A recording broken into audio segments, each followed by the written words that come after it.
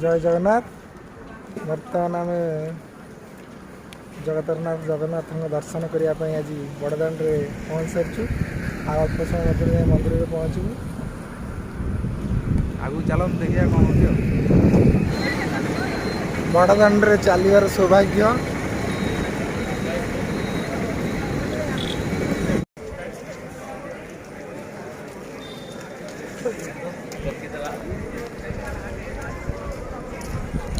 भोर 4:30 बर्तमान आम आसी पहुँचलु श्रीमंदिर पाखरे। राति पाउची दिन आसुची भोर समय। दूर मंदिर सौंदर्य मन मुग्धकर। यहीटा ठिया देखिले श्रीमंदिर को मन पूरी जाउची। आम देश भारत गोटे रहस्य भरा देश। म भारतर सभ्यता जेते पुराणा आम मंदिर मध्य प्राय सेते पुराणा।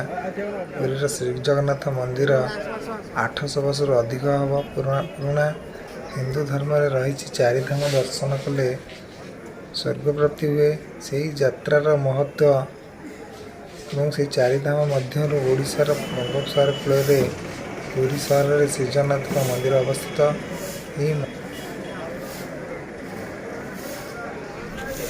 देखंतु भोर समय प्रभु दर्शन पाई राति 9 पाणु जनसमागम आरंभ हो गलानी।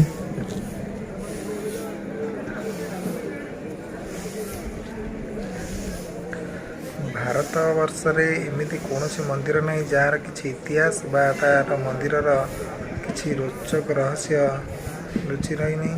सेहीपरि आमर श्री जगन्नाथ मंदिर श्रीमंदिर रे किछि रोचक रहस्य रही जहाँकि विज्ञान भी आज पर्यंत ता जानीपारी नहीं।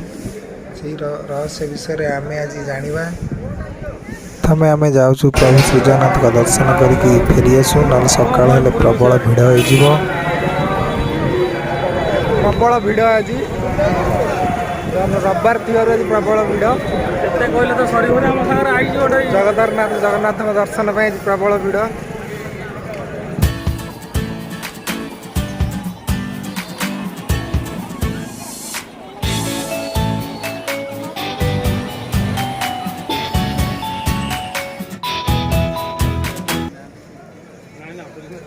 वर्तमान आम दर्शन सारिकी बाहरिलु। आम बर्तमान जीव सिंहद्वार पाखक। सिंहद्वार हूँ श्रीमंदिर मुख्य द्वार।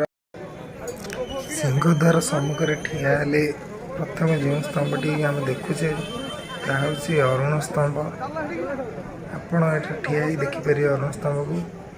आउ गोटे देखो पाचेरी देखा पाचेरी हूँ श्री जगन्नाथ मंदिर मेघनाथ पाचेरी। देखु झालू आ नित्यानंद फोटो उठार व्यस्त। धीरे धीरे गहली आरंभ हो गला। भक्त मैंने धीरे धीरे बढ़िबार लगी भक्त मान संख्या।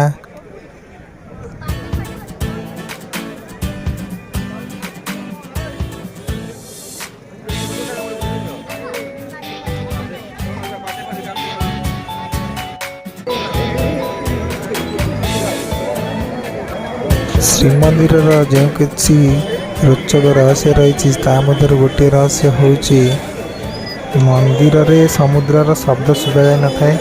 मंदिर समुद्र पाखे अच्छे किंतु मंदिर भीतर को समुद्र कौन भी शब्द शुभा जाए थाए। किंतु जड़े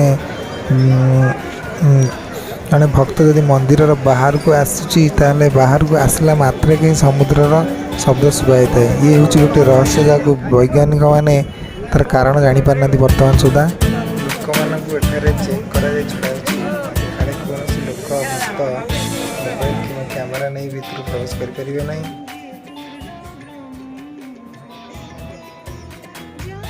मंदिर केबे भी प्रसाद कम हो न थाए।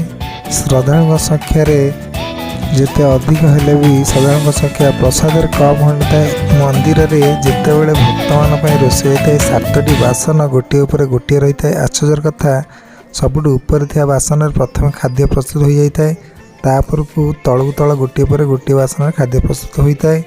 यही चमत्कार प्रभु जगन्नाथ मंदिर में देखा जाता है जहाँ विज्ञान पाखे कौन उत्तर ना। कोविड कटकणा लगी रही भक्त मान मंदिर भितर प्रवेश अनुमति नाला। से भक्त मैंने ସିଂହଦ୍ୱାର ସମ୍ମୁଖରୁ ପତିତପାବନ ଦର୍ଶନ କରି ଏହିଠାରୁ ଦର୍ଶନ କରି ଫେରିଯାଆନ୍ତି। ପୁରାଣ ଅନୁସାରେ ପ୍ରଭୁ ଶ୍ରୀଜଗନ୍ନାଥଙ୍କ ଧାମକୁ ବୈକୁଣ୍ଠ ଧାମ ବୋଲି କୁହାଯାଇଥାଏ। ପ୍ରତିଦିନ ମନ୍ଦିରର ଶିଖରରେ ଲାଗିଥିବା ପତାକା ଚେଞ୍ଜ କରାଯାଇ ନୂତନ ପତାକା ଲଗାଯାଇଥାଏ। ପବନର ବିପରୀତ ଦିଗରେ ମନ୍ଦିରର ପତାକାଟି ଉଡ଼ିଥାଏ। ଦିନବେଳେ ସମୁଦ୍ର ଆଡ଼କୁ ସ୍ଥଳଭାଗକୁ ଏବଂ ସନ୍ଧ୍ୟାବେଳେ ସ୍ଥଳଭାଗରୁ ସମୁଦ୍ର ଆଡ଼କୁ ପବନ ବହିଥାଏ। ଆପଣମାନେ ଦେଖୁଥିବା ମନ୍ଦିରର ଶିଖରରେ ଲାଗିଥିବା ଚକ୍ରଟି ହେଉଛି ସୁଦର୍ଶନ ଚକ୍ର। ଆପଣ ଯଦି ମନ୍ଦିରର ଯେଉଁ ପାର୍ଶ୍ୱରେ ଛିଡ଼ା ହେଇକି ଦେଖିଲେ ବି ସୁଦର୍ଶନ ଚକ୍ରର ମୁହଁ ଆପଣଙ୍କ ଆଡ଼େ ହିଁ ରହିବ। ମନ୍ଦିରର ଛାଇ ମଧ୍ୟ ଦେଖାଯାଇନଥାଏ, ଯାହାକି ବୈଜ୍ଞାନିକମାନେ ଏପର୍ଯ୍ୟନ୍ତ ମଧ୍ୟ ଜାଣିପାରିନାହାନ୍ତି କାହିଁକି ଛାଇ ଦେଖାଯାଇନଥାଏ।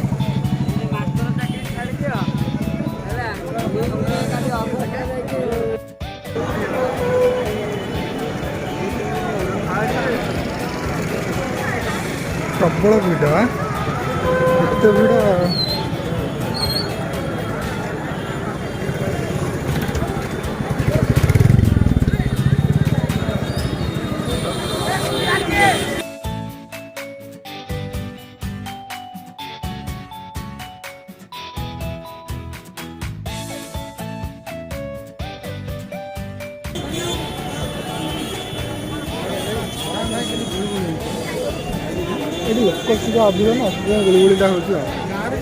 ଦର୍ଶନ ସାରି ଫେରିବା ପରେ ସମସ୍ତେ ପେଟ ପୂଜା କରିବାରେ ବ୍ୟସ୍ତ।